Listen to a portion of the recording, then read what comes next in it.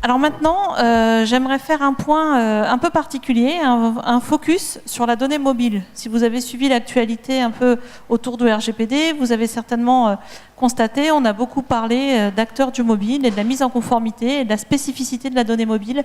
Je trouve que ce n'est pas toujours simple à appréhender, à bien comprendre pourquoi est-ce que la CNIL est très très vigilante autour des acteurs du mobile.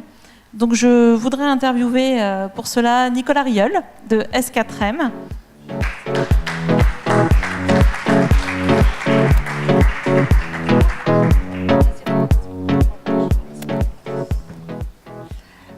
Merci Nicolas d'avoir accepté de jouer le jeu de l'interview. Merci de l'invitation. Peut-être vas-tu commencer par te présenter parce que tu as plusieurs titres. Oui, alors effectivement, à 90% de mon temps, je suis en charge de la stratégie et du marketing d'S4M, et puis je vais pouvoir expliquer ce que fait S4M par la suite.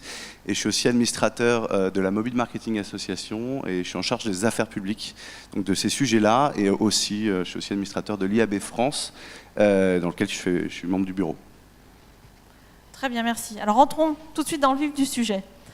Pourquoi la donnée mobile et la donnée géolocalisée en particulier est-elle autant dans le collimateur de la CNIL?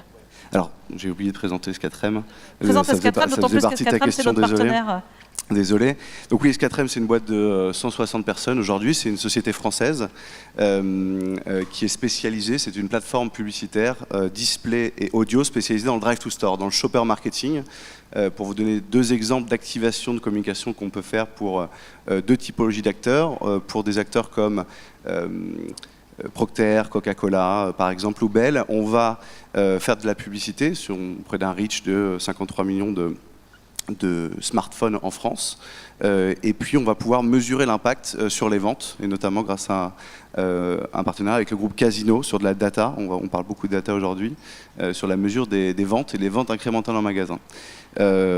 Et en termes de ciblage, et c'est là ça va faire le lien notamment avec le sujet du jour, on va cibler des responsables des achats qui sont vraiment ce que recherche ce type de marque. Mais au lieu de le cibler sur une cible socio-démo, nous, ce qu'on va faire, c'est regarder les personnes qu'on voit dans les supermarchés et les hypermarchés le plus souvent.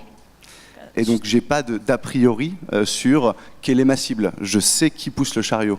Et donc, c'est cette personne que je cible. Donc ça, c'est le premier type d'activation. Et le deuxième, c'est ce qu'on appelle le drive to store. Et donc là, pour des acteurs comme BMW, par exemple, ou Conforama, ou un autre exemple, même les armées, ça peut être le cas. Je vais cibler une personne et je vais regarder m'assurer de la mesure. Et là, je vais garantir des visites incrémentales sur un point de vente. Donc, dans une concession auto, dans un magasin où, je disais les armées, parce qu'il y a des centres, des CIRFA, des centres où on peut amener des personnes. Et là, typiquement, ça, je pourrais, par exemple, le mesurer. Et donc, l'optimisation en temps réel de ces achats publicitaires. Voilà, c'est ce qu'on fait. Très clair, merci. Donc, du coup, à propos de cette donnée qui est issue de la collecte depuis le device mobile, c'est pas de la donnée qui a été déclarée sensible en tant que telle par la CNIL, néanmoins c'est de la donnée qui est considérée assez souvent comme de la donnée intrusive. Est-ce que tu peux nous expliquer quels sont les critères qui font que ça peut sembler intrusif? Alors pourquoi la CNIL s'est intéressée à ce sujet? Déjà, et c'est intéressant juste sur la table ronde précédente, on a parlé beaucoup de cookies. Et en fait, sur le mobile, il y a deux spécificités. Il y a une spécificité de data. Effectivement, je peux avoir une donnée géolocalisée qui est précise. Je peux aller à 5 ou 10 mètres près, qui du coup est un nouveau type de data. Et puis la deuxième spécificité, c'est que j'ai un monde qui est applicatif. Donc on a beaucoup parlé de cookies tout à l'heure, mais en fait, aujourd'hui, il y a 70% du trafic Internet en France qui se fait depuis un mobile. Et là-dessus, je passe la grosse partie de mon temps au sein des applications. Et au sein de ces applications, je n'ai pas de cookies, c'est juste j'ai un identifiant qui existe, hein, donc c'est pour faire exactement la même chose. On appelle ça un identifiant publicitaire, mais c'est pas un cookie, c'est un autre point technique. Donc, pourquoi la CNIL finalement s'y est intéressée plus récemment?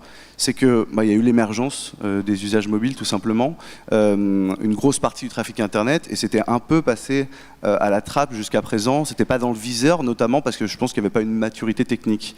La CNIL il y a quelques années avait fait des études notamment sur la géolocalisation, mais c'est que très récemment qu'ils se sont intéressés notamment à ce qu'on appelle des tags sur des sites web, mais ce qu'on appelle des SDK au sein du monde applicatif. Et donc d'un coup, on a parlé des SDK. J'ai entendu un acteur tout à l'heure qui expliquait que les journalistes parlaient de mouchards en parlant de voilà, et on a associé donc les SDK qui sont des tags à ça. Et donc c'est normal que la CNIL se penche sur des nouveautés technologiques finalement. Oui. D'autant plus que le mobile, on l'a dans la poche toute la journée. Il nous suit tout au long de la journée. Il collecte de la donnée potentiellement assez fréquemment et tout type de données sur notre position tout au long de la journée.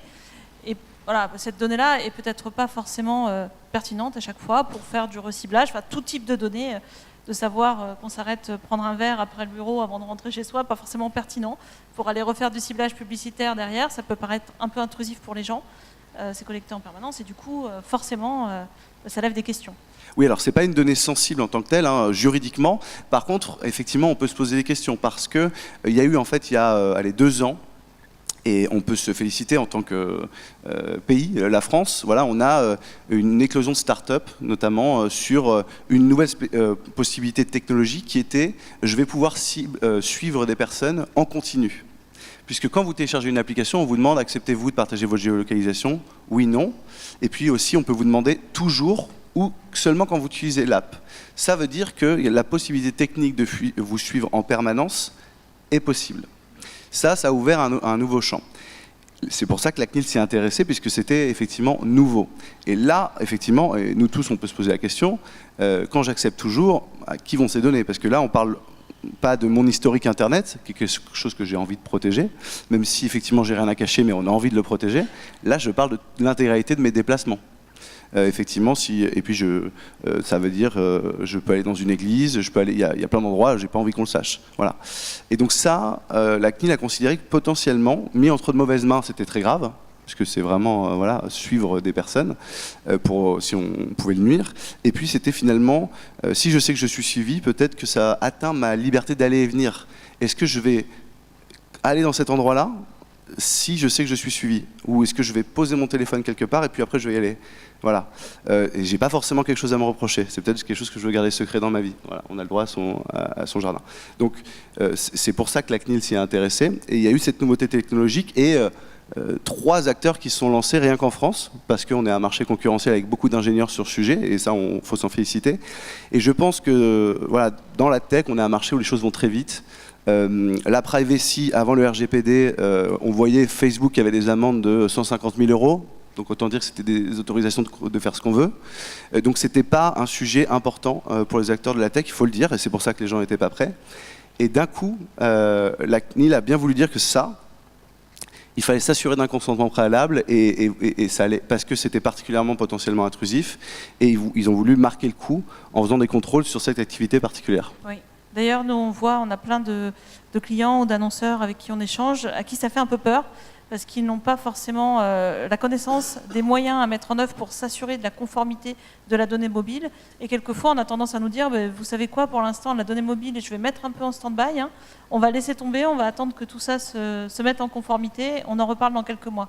Alors, du coup, question très directe, est-ce qu'aujourd'hui, on peut utiliser de la donnée mobile? Comment est-ce qu'on fait pour s'assurer que cette donnée qu'on va utiliser est bien conforme? Ou est-ce qu'il vaut mieux mettre en stand-by tout ça et y revenir dans quelques mois? Je pense qu'il n'y a aucun annonceur qui est prêt à mettre en stand-by tout ça. Je vous donne un exemple, hein, on l'a dit tout à l'heure, Pierre en parlait. Il y a des gros investissements qui vont sur Facebook. Facebook, c'est 90% de navigation de l'utilisateur qui vient de l'application mobile de Facebook. Je ne crois pas qu'il y ait eu des stops suite à ça. Et on vous demande si vous acceptez la géolocalisation en continu. Donc là, juste pour répondre à cette inquiétude, c'est déjà une première réponse, mais la vraie réponse, c'est de se dire, évidemment, c'est une donnée comme une autre. C'est juste qu'il faut s'assurer qu'il y ait le consentement préalable. C'est simple. Et pour ça, comment s'en assurer? Et là, c'est là que ça devient plus compliqué. C'est des audits. Donc maintenant, tout le monde est armé de DPO. Donc il faut discuter, poser des questions. Et puis après, c'est une analyse de risque, hein. Suivant les réponses que vous obtenez, vous avez quelque chose qui est très blanc, quelque chose qui devient gris et quelque chose qui devient un peu noir, où là, on peut dire non. Et on prend les décisions en conséquence. l'IAB Consent Framework, Consent and Transparency Framework, pardon, c'est une réponse qui est on est dans le blanc.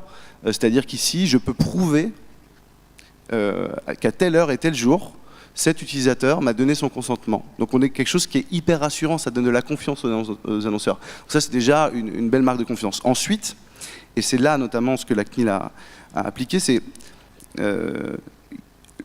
s'il y a un contrôle, on va juger votre bonne foi, votre best effort. Est-ce que vous avez vraiment posé les questions? Prouvez-le-moi. Est-ce que vous avez mis à jour vos contrats? Montrez-moi ça. Et là, dans ces cas-là, ce qui s'est passé, c'est qu'on était des acteurs qui n'utilisaient pas le Consent and Transparency Framework, parce que leur activité ne le permettait pas, ils collectaient directement la donnée. Et en fait, toute leur responsabilité et toute la partie légale reposait sur le fait qu'ils avaient un contrat avec leurs éditeurs qui disait « envoie-moi la donnée que si tu as le droit de le faire ». Voilà.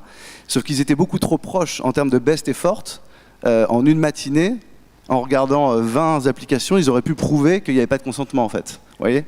Et donc ça, la CNIL, ils l'ont très bien vu. Ils ont dit bah, très bien, on va contrôler. Bah non, absence de consentement, il y a 20 applis. Ne me dites pas que vous ne pouvez pas le vérifier vous-même. Voilà.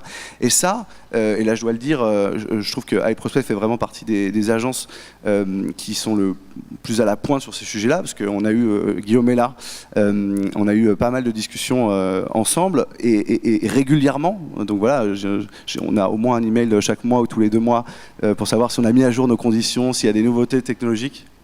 Et voilà, exactement. Et bien ça, c'est dans le rôle de conseil et dire voilà, là c'est gris, etc. Et après, il faut prendre ses décisions en fonction de ça. Donc non, on peut continuer, il faut juste poser des questions, mais comme n'importe quel acteur. Très bien, très clair. Du coup, pour en revenir à S4M, comment est-ce que vous avez, quelles modifications avez-vous apporté d'un point de vue technologique, parce que vous êtes une plateforme technologique. Qu'est-ce que vous avez apporté dans votre application concrètement pour être en conformité? Bon, je dirais que le principal, c'est déjà, on s'est posé beaucoup de questions, on a dépensé de l'argent dans des consultants. On avait déjà une team compliance qui était là parce qu'on a des accréditations, notamment sur le marché de la pub, pour apporter de la transparence. Je pense au MRC notamment, qui était assez lourd. Donc quand c'est arrivé, je vois Ludovic qui est là-bas, tout de suite c'est arrivé dans son équipe. Voilà, bon bah, compliance, RGPD, on avait des équipes pour gérer ça. On a dû se staffer. Il y a Alice qui est à côté de lui, qui est notre compliance manager. Se staffer aussi de juristes, donc pour savoir où on en est, est-ce qu'on est rouge, voilà, et se placer. Je suis sous-traitant, je suis responsable de traitement, qu'est-ce que ça implique? Bon, on s'est posé comme tout le monde ce type de questions. Concrètement, ce qu'on a mis en place sur la majeure partie de notre activité et sur la publicité ciblée, le fait de rejoindre le framework, et ça je dois vraiment, je trouve applaudir l'IAB là-dessus, c'est que c'est une réponse marché. Peut-être qu'il est imparfait, peut-être qu'il évoluera, mais aujourd'hui c'est une réponse marché et qui permet de continuer à faire du business. Donc ça c'était le premier point. Et puis après, dans la mise en pratique, on en apprend encore tous les jours. C'est-à-dire que là, on commence à recevoir des demandes d'utilisateurs qui veulent ou leur information ou opt-out par exemple. Très bien, c'est assez classique comme mécanisme. Mais là, on a soulevé un point, et c'était Ludovic qui est ici qui l'a soulevé l'autre jour, ici, mais cette personne, moi j'ai pas d'email, j'ai pas de numéro de téléphone, donc cette personne elle doit m'envoyer un identifiant pour que je sache si elle est dans notre base. Donc le fameux identifiant publicitaire des applications mobiles. Et on était surpris, il y a des utilisateurs qui nous l'ont envoyé. Et là ça a soulevé une énorme faille de sécurité en fait. On s'est posé la question, on s'est dit mais qu'est-ce qui me prouve que la personne qui me contacte là c'est bien son identifiant publicitaire? Est-ce que je vais livrer à la personne qui m'envoie cet email l'historique d'utilisation des applications, voire de géolocalisation de ces personnes? Et donc on se dit est-ce que je leur fais signer une attestation? Non, ils pourraient mentir. Comment je fais? Mais il faut que je crée une application dans mes conditions, le fameux Privacy Center. Je dis si vous voulez faire une demande, téléchargez cette application, via cette application utilisez ce code et je suis sûr que c'est bien la personne qui était en possession de ce téléphone. Et donc là ça pose même la question, est-ce que la personne n'a pas volé ce téléphone? Est-ce qu'elle avait le code? Vous voyez, ça peut aller loin, mais déjà on pense que c'est une sécurité suffisante pour traiter cette demande. Donc dans la mise en application encore, on a quand même encore des choses à soulever parce que les choses arrivent. Et pourtant, on s'était bien baqué. Aujourd'hui, on a pris un DPO qui est peut-être pas aussi payé que Guillaume, parce qu'on sait qu'effectivement sur le marché, c'est très impressionnant. Non, on a pris un DPO qui est un ancien de la CNIL et qui gérait les questions de géolocalisation. C'était l'expert en question quand il y avait ces sujets-là. Donc voilà, parce que c'était très important pour notre business. On fait la majeure partie aujourd'hui de notre chiffre d'affaires en Europe, donc si on aurait pu être attaqué. On avait la taille critique pour pouvoir mettre les moyens. Et il y a pourtant, quand même, dans la mise en pratique, des réponses au quotidien qui arrivent et sur lesquelles on s'interroge et il faut qu'on trouve des pratiques. Et on n'est pas les seuls du coup sur le marché forcément. C'est super intéressant. C'est un peu la théorie et la pratique, finalement, le retour terrain, ce qui était un peu le cas d'ailleurs, parce que finalement, en grande partie, le RGPD a contribué à faire appliquer une loi qui existait déjà, qui était déjà antérieure au règlement. Donc, ce principe de co-responsabilité a fait que finalement, tout le monde s'est saisi du RGPD et fait en sorte de l'appliquer, et il reste encore quelques sujets opérationnels sur le terrain qui remontent, ce qui est assez logique. Mais quand même, on remarque que le framework est quand même un point de convergence entre tous les acteurs pour garantir une conformité. En tout cas, d'un best effort. Pour moi, ça le met dans la ligne blanche. Après, on peut considérer qu'au moment où je clique et que l'utilisateur dit oui, d'ailleurs, ça c'est très intéressant, il y a un certain nombre d'éditeurs qui ont des CMP. Et donc les personnes vont dire, imaginons, les personnes refusent tout partage de données personnelles. Je suis une société américaine. Et d'ailleurs, c'est un Américain qui va sur ce site. La personne envoie puisque via la bid request, au moment d'enchérir, on sait que cette personne ne souhaite pas partager cette information. Qu'est-ce que vont faire les Américains qui, normalement, n'auraient pas besoin de ce consentement, puisqu'il n'y a pas l'équivalent du RGPD là-bas? Ils vont avoir un non. Légalement, ils peuvent le faire. Est-ce qu'ils vont le faire? En termes d'éthique, c'est assez marrant. Mais oui, c'est une réponse qui, aujourd'hui, peut rassurer n'importe quel annonceur en demandant est-ce que la source de vos données est basée sur l'IAB Consent and Transparency Framework? C'est la meilleure réponse. Très bien. Pour terminer, une petite question, comme mon camarade précédemment, sur e-privacy, parce que je sais que tu fais partie de groupes de lobbying, notamment dans ton rôle auprès de la MMA. Est-ce que tu peux nous en dire plus? Du coup, tu fais partie d'un groupe de lobbying européen, c'est ça? Est-ce que tu peux nous en dire plus sur l'Union fait la force. Je m'occupe des affaires publiques à la MMA. Ça reste, on a quand même 140 membres, mais ça reste une petite association. Et les pouvoirs publics ne vont pas recevoir chaque association, même si ça a été le cas dans notre cas, que ce soit pour le ministère de l'économie ou la Commission européenne. Ici, la MMA fait partie d'un bloc, donc là on rentre dans les couches d'associations que j'ai découvert dans les 3 dernières années. La MMA fait partie de l'UFMD, l'Union Française du Marketing Direct, dans lequel on retrouve l'UDECAM pour les agences, dans lequel on retrouve le SRI, etc. C'est une association d'associations qui est là justement pour défendre les intérêts communs. Nous, la voix qu'on a pu porter en tant que Mobile Marketing Association, c'est sur e-privacy, on a 2 problèmes. Article 8, article 10. En gros, il y a une idée qui est bonne, qui est de dire aujourd'hui, même si je clique sur non, je ne partage pas, techniquement, je pourrais quand même le collecter. Voilà. Je ne le respecte pas. Si je me fais contrôler, on me pince, mais je pourrais quand même le faire. Et c'est marrant, j'ai rencontré donc Despina Spanou, qui est la personne en charge de ce texte à la Commission européenne. Elle voulait nous expliquer le point. Elle a pris son mobile comme ça, et elle voulait dire que, en fait, mon mobile là, c'est une maison, voilà, qui est fermée. Et c'est seulement si je donne mon accord que j'ouvre la porte. Et elle dit, aujourd'hui la porte est ouverte, légalement je dois demander avant de rentrer, et voilà, c'est son point. Et donc je comprends tout à fait le point, ça règle des questions de sécurité. Mais la réponse qui a été apportée, c'est de dire, du coup, on va demander au navigateur Internet de s'occuper de la récolte, de la collecte du consentement. Au départ, ça paraît peut-être une bonne idée, mais en fait, ça nous apparaît comme une fausse bonne idée. Le premier point qu'on a soulevé, c'est de dire, vous parlez beaucoup de navigateurs, et même dans le texte, on parle de browser à l'époque, et on a expliqué que du coup, nous, acteurs du marketing mobile, au sein des applications, il n'y avait pas de browser, donc ça veut dire que la récolte ne se ferait pas au niveau du navigateur, mais au niveau de l'OS. Donc, iOS d'un côté pour Apple, et Android pour Google de l'autre. Donc on aurait un duopole qui s'occuperait de ce concept. Et puis ce qu'on a soulevé, c'est de se dire que entreprises, nous n'avons pas confiance dans la récolte du consentement que de sociétés privées qui ont leurs propres enjeux. Voilà. On l'a vu, Apple est souvent cité sur la privacy, parce que Apple ne vit pas de la publicité.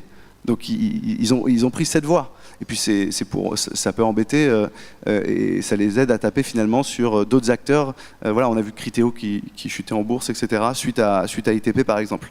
Donc on n'a pas confiance. Ils ont leur propre stratégie. Peut-être que la façon dont ils vont présenter la récolte du consentement va faire peur du côté de chez Apple, et du côté d'Android va être complètement différente. On veut pas laisser le choix. C'est des acteurs privés, c'est des sociétés qui sont même pas d'ailleurs sur le territoire européen.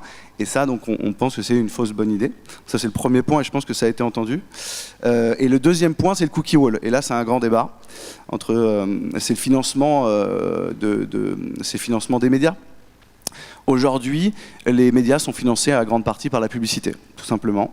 Et la publicité digitale est une publicité qui est ciblée et personnalisée. On peut parler du retour du contexte, etc. Mais si on regarde 80% du marché de la publicité aujourd'hui, c'est de la publicité ciblée. Donc à partir du moment où on laisse le choix à l'utilisateur de dire souhaitez-vous, au niveau du navigateur, de tout bloquer, de dire si vous ne partagez pas vos données, je peux vous couper l'accès, ce qui est le cas aujourd'hui. Si vous voulez ne pas donner vos informations à Instagram, Instagram vous dit aucun problème, supprimez Instagram. Voilà. C'est ce qu'on appelle le cookie wall. Vous ne voulez pas, je le fais. Et là, ils veulent donc mettre cet article qui imposera aux sociétés et aux médias de ne pas couper l'accès. Vous devez avoir exactement le même service, même si vous refusez de le partager. Et ça veut dire potentiellement, le modèle de financement de ces sociétés n'est pas le bon. Donc ça pose un vrai problème. On peut comprendre la balance, mais ça pose un problème de financement de la presse qui ne va pas super bien globalement. Et c'est ces points qu'on remonte. Clairement. Bah, merci beaucoup, très intéressant. Est-ce qu'il y a des questions pour Nicolas? Il nous reste quelques minutes, soyez pas timide. Bon, les dernières infos sur e-privacy, c'est qu'effectivement, donc là aujourd'hui, c'est le Conseil, la Commission européenne et le Parlement doivent se mettre d'accord maintenant sur un texte, ce qu'on appelle un trilogue, qui devait prendre normalement 2-3 mois. Ça devait être réglé cet été, c'est pas du tout le cas. Et en fait, aujourd'hui, en gros, il y a la Commission qui pousse pour avancer et qui fait un peu de bluff et qui dit non, mais c'est une question de semaine, on est en train de le finaliser. Et en fait, de l'autre côté, il y a le Conseil, notamment la présidence autrichienne que nos organisations ont pu rencontrer la semaine dernière. Il dit non, là, ça sera pas sous ma présidence. Donc c'est les présidences d'un an, que ce texte, on se mettra d'accord. Donc j'entendais tout à l'heure, e-privacy arrivera dans quelques mois, on n'y est pas encore. Très bien, merci. Est-ce qu'il y a des questions entre-temps? Pas de questions, mais de toute façon, Nicolas, tu restes déjeuner avec nous? Oui, je suis là. Très bien. Merci.